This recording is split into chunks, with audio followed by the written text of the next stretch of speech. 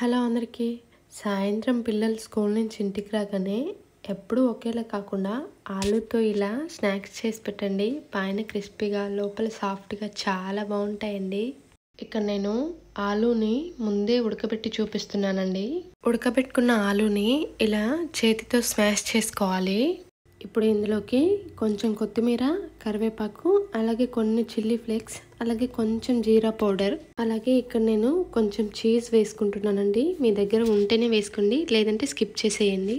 అలాగే 2 టేబుల్ స్పూన్ల వరకు బియ్యం పిండి వేసుకొని ఇవన్నీ కలిసే విధంగా బాగా కలుపుకోవాలి. ఇప్పుడు ఈ పిండి మిశ్రమాన్ని 10 నిమిషాలు పక్కన పెట్టేసుకోవాలి. 10 నిమిషాల తర్వాత వీడియోలో చూపిస్తున్న విధంగా చెయ్యికి ఆయిల్ అప్లై చేసుకొని ఇలా చిన్న ఉండలాగా చేసుకొని ఇప్పుడు దీన్ని బ్రెడ్ పౌడర్లో వేసుకోవాలి. బ్రెడ్ పౌడర్లో వేసుకుని ముంచుకున్న తర్వాత ఈ విధంగా డీప్ ఫ్రైకి సరిపడా ఆయిల్ పెట్టేసుకొని డీప్ ఫ్రై చేసుకోవాలి. స్టవ్ని మీడియం ఫ్లేమ్లో ఉంచుకొని 3-4 నిమిషాలు ఫ్రై చేసుకున్న తర్వాత రెండో వైపుకి తిప్పుకోవాలి. రెండో వైపుకి తిప్పుకొని ఓ 2-3 నిమిషాలు ఫ్రై చేసుకుంటే సరిపోతుంది. లైట్ బ్రౌన్ కలర్ ఉన్నప్పుడే తీసేసుకోండి, లేదంటే మనం బయటికి తీసిన తర్వాత ఇంకొంచెం కలర్ చేంజ్ అయిపోతాయి. అంతేనండి, ఎంతో టేస్టీగా ఉండే ఆలూ స్నాక్ రెడీ.